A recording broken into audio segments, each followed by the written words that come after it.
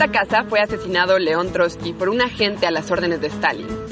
Atacado el 20 de agosto, falleció al día siguiente en 1940.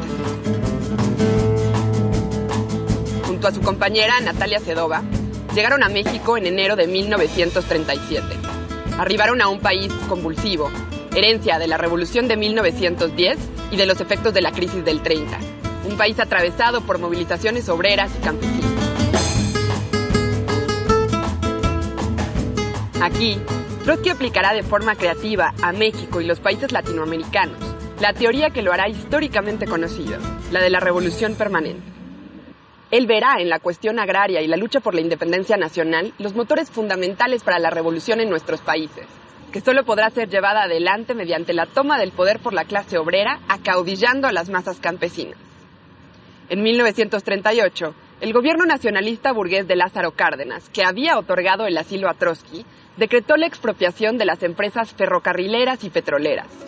El petróleo era, y es, una de las principales riquezas naturales de México, y se encontraba en manos de las transnacionales imperialistas.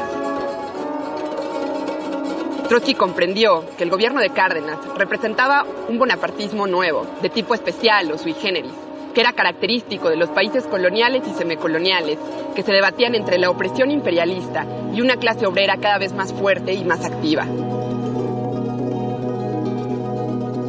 En algunos casos, estos bonapartismos podían inclinarse hacia la izquierda, otorgando concesiones a las masas mientras afianzaban su control sobre las mismas, como el caso de Cárdenas. En otros, podían convertirse en una dictadura policial. Trotsky planteó la defensa de las expropiaciones por tratarse de medidas concretas de defensa nacional altamente progresistas. Él llamaba a los trabajadores estadounidenses e ingleses a asumir como propia la lucha de México por su liberación nacional, lo cual constituye hoy un ejemplo a seguir de internacionalismo proletario. Al mismo tiempo, ante quienes se subordinaban al cardenismo como los estalinistas, Trotsky escribía que sería un error desastroso, un completo engaño, afirmar que el camino al socialismo no pasa por la revolución proletaria, sino por la nacionalización que haga el Estado burgués en algunas ramas de la industria.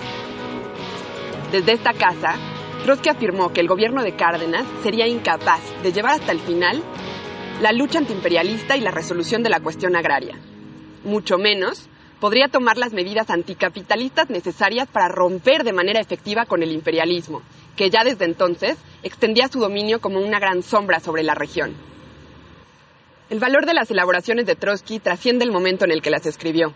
Son fundamentales para comprender los fenómenos políticos que se desarrollaron en América Latina durante el siglo XX y tienen gran actualidad para los y las revolucionarias de hoy, para sostener, frente al progresismo latinoamericano, como López Obrador, Alberto Fernández y otros, una postura que combine un antiimperialismo sin cuartel con una firme defensa de la independencia política de la clase obrera.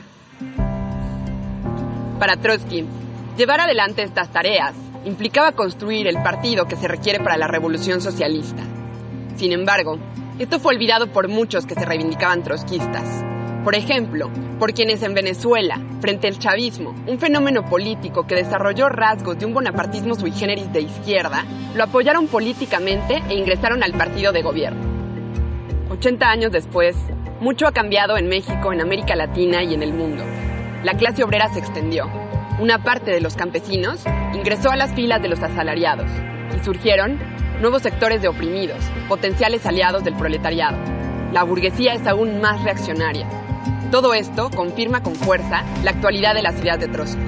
Hoy, para resolver las aspiraciones obreras y populares y romper con la opresión imperialista, resuenan potentes sus palabras tras estos muros, cuando decía que se trata de completar la obra de Emiliano Zapata mediante la revolución obrera y socialista.